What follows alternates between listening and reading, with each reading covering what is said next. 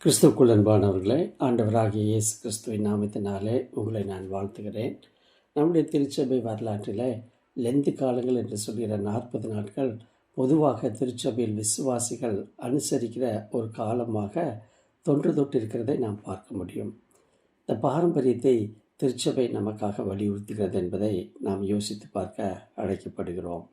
வேதத்தின் அடிப்படையில் மற்றும் வரலாற்றின் அடிப்படையில், திருச்சபை சரித்திரத்தின் அடிப்படையில் எப்படியாக இந்த லெந்து நாட்கள் வந்தது, அதை எப்படியெல்லாம் அனுசரித்தார்கள், அதனுடைய நோக்கம் என்ன என்பதை குறித்து எல்லாம் நாம் புரிந்து கொள்கிற பொழுது நிச்சயமாகவே இன்றைய நாட்களில் நாம் அனுசரிக்கப் போகிற 2026ஆம் ஆண்டின் லெந்து நாட்கள் நம்முடைய வாழ்க்கையிலும் அது ஒரு பொருளுள்ளதாக காணப்படும் என்பதில் எந்தவித சந்தேகமும் இல்லை.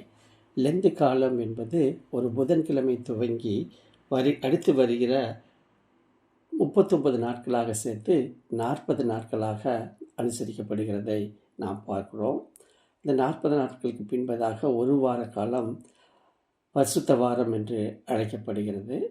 அந்த பரிசுத்த வாரத்தின் இறுதியில் வருகிற ஞாயிற்றுக்கிழமை தான் ஈஸ்டர் தினம், அதாவது ஆண்டவராகிய இயேசு கிறிஸ்து உயிர்த்தெழுந்த திருநாளை நாம் கொண்டாடுகிறதை நாம் பார்க்கிறோம். வேதத்தில் 40 என்ற எண்ணுக்கு பிரத்யேகமான தொடர்பு உண்டு. லெந்து காலங்கள் என்று சொல்கிற 40 நாட்கள் திருமறையின் சில நிகழ்வுகள் அடிப்படையில் நிர்ணயிக்கப்பட்டது. குறிப்பாக இந்த 40 நாட்களை குறித்த ஒரு சிந்தனை என்னவென்று கேட்டால், நோவாவின் நாட்களில் 40 நாட்கள் வெள்ளம் வந்ததை பார்க்கிறோம். இஸ்ரவேல் மக்கள் கானான் பயணத்தின் போது 40 வருடங்கள் வனாந்தர யாத்திரை மேற்கொண்டார்கள் என்று வேதத்திலே நாம் பார்க்கிறோம். மோசே புசியாமலும் குடியாமலும் 40 நாட்கள் சீனாய் மலையில் 10 கட்டளை பெறும்படி தெய்வ சந்நிதியில் காத்திருந்தார். எலியா 40 நாட்கள் இரவும் பகலும் கடந்து ஓரே பர்வதம் சென்றார். குறிப்பாக ஆண்டவராகிய இயேசு கிறிஸ்து தன்னுடைய பொது வாழ்வின் ஊழியத்தை ஆரம்பிக்கும் முன் 40 நாட்கள் உபவாசம் மேற்கொண்டார் என்று நாம் பார்க்கிறோம். கிறிஸ்துவுக்கு பின் முதல் 2 ஆண்டுகளில் ஆண்டவராகிய இயேசு கிறிஸ்து உயிர்த்தெழுந்த நாளுக்கு முந்தின நாள், அதாவது ஈஸ்டர் தினத்துக்கு முந்தின ஒரு வார நாட்கள் திருச்சபையில் விசுவாசிகள் உபவாசம் மேற்கொள்ள அறிவுறுத்தப்பட்டார்கள். அதைத் தொடர்ந்து லெந்து காலத்தை திருச்சபையில் அனுசரிக்கிற காலம் எப்படி வந்தது என்று நாம் பார்க்கிறோம். கிறிஸ்துவுக்கு பின் 325ஆம் ஆண்டில் தற்போதைய துருக்கி நாட்டில் அமைந்துள்ள நிசியா என்ற இடத்துல ஏறக்குறைய 250 முதல் 300 பிஷப்மார்களின் ஒன்று சேர்ந்த கூடுகை நடைபெற்றது. இதைத்தான் நிசேயா மாமன்றம் என்று அழைக்கிறோம். அந்த மாமன்றத்தில் சுவிசேஷம் மற்றும் திருச்சபை சார்ந்த போதனைகளை குறித்த கலந்தாய்வு செய்யப்பட்டு இயேசு கிறிஸ்து மற்றும் அப்போஸ்தலரின் போதனைகளை சமுதாயத்துக்கு கொண்டு வந்தனர். அந்த நாட்களில் எடுக்கப்பட்ட முடிவுகளின் அடிப்படையில் லெந்து அல்லது தபசு நாட்களை திருச்சபையில் அனுசரிக்கும் பழக்கம் நடைமுறைக்கு வந்தது. மட்டுமல்ல, இன்று நாம் திருச்சபையில் அறிக்கையிடுகிற நிசேயா விசுவாச பிரமாணமும் இந்த மாமன்றத்தில் தான் முடிவு செய்யப்பட்டது.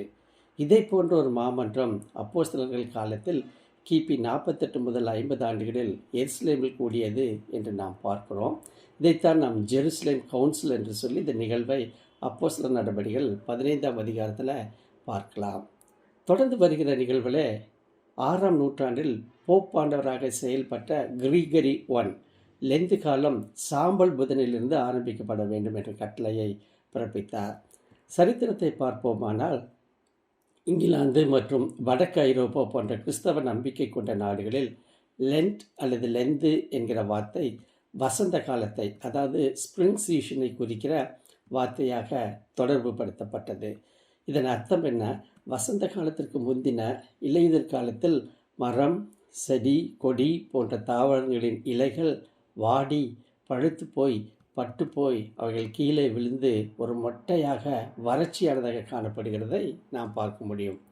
ஆனால் இந்த வசந்த காலம் ஆரம்பித்த உடனே என்ன நடக்கிறது என்று பார்த்தால், புதிதாக துளிர்கள் தோன்றி, இலைகள் தோன்றி, பூக்கள் தோன்றி, பழங்கள் தோன்றி மிகவும் ஒரு செழுமையான செழிப்பான ஒரு தாவரமாக, மரங்களாக, செடி கொடிகளாக அவைகள் வளர்கிறதை நாம் பார்க்க முடியும்.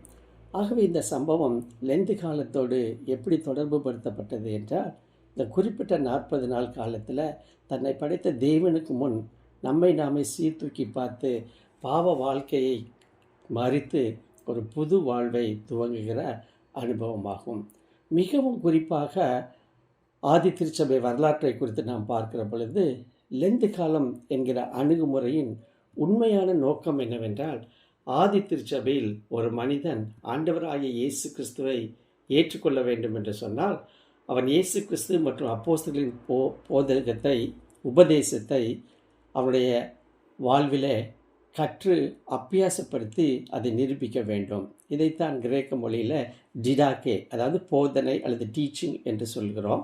ஆகவே அந்த 40 நாட்கள் அவன் ஞானஸ்நானம் பெறுவதற்கான நாட்களான ஒரு ப்ரிப்ரேஷன் பீரியடாக அந்த நாட்களில் பயன்படுத்தப்பட்டது. ஈஸ்டர் நாளில் அவனுக்கு ஞானஸ்நானம் கொடுக்கப்படும்.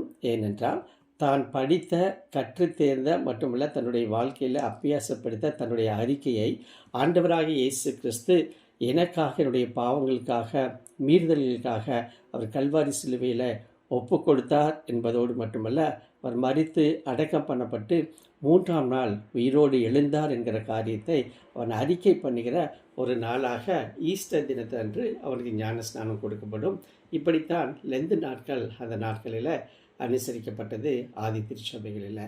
ஆதி அப்போஸ்தலர்களில் 3ஆம் தலைமுறையாய் சீடராக இருந்த இரேனியஸ் லெந்து காலங்கள் குறித்த சிந்தனைகளை தன்னுடைய நூலில் எழுதியிருக்கிறார் என்பதை நாம் அறிந்து கொள்ள முடியும். எனக்கு அன்பானவர்களை, லெந்து கால அனுசரிப்பின் மிக மிக முக்கியமான நோக்கத்தை குறித்து நாம் அறிந்திருக்கிறோம். முதலாவதாக, இது மனம் திரும்புகிற காலம். இரண்டாவதாக, இது ஒரு சுய வெறுப்பின் காலம். மூன்றாவதாக, தான தர்மங்கள் செய்யப்பட வேண்டிய காலம். மட்டுமல்ல, லெந்து கால கடைபிடிப்பின் முறைமைகள் என்று சொல்லி நாம் பார்க்கிற காரியங்கள், முதலாவதாக உபவாசம், இரண்டாவதாக ஜெப வாழ்க்கை, மூன்றாவதாக சில உணவு வகைகளை தவிர்த்தல், நான்காவதாக நற்கிரியைகளை செய்தல். அன்பானவர்களை, லெந்து காலம் என்கிற நியமனம் வரலாறு மற்றும் திருச்சபைக்குள்ளாக எப்படி கடந்து வந்தது, எப்படி அவைகள் எல்லாம் ஆண்டாண்டு காலமாக திருச்சபை விசுவாசிகள் அனுசரித்தார்கள் என்பதை குறித்து நாம் பார்த்து கொண்டிருந்தோம். அது நல்லதுதான். ஆனால் நம்முடைய வாழ்க்கையில் ஏதோ ஒரு 40 நாட்கள் மட்டும் நான் ஆண்டவருக்கு பிரியமாய் வாழ்வேன் என்பது மட்டுமல்ல, நம்முடைய வாழ்நாளில் திரியேக தேவன் நமக்கு கொடுக்கிற ஒவ்வொரு நாளும் ஒரு விசுவாசிக்கு முக்கியமான நாள் என்பதை நாம் அறிந்து கொள்ள வேண்டும்.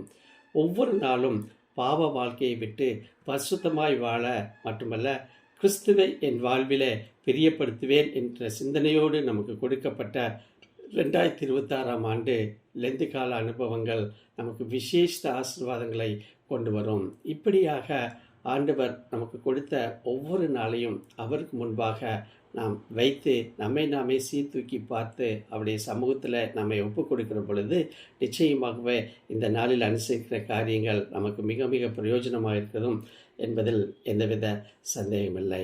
அப்பேற்பட்ட விசேஷ கிருபையை திரியேக தேவன் தாமே நமக்கு தந்தருள்வாராக. ஆமேன்.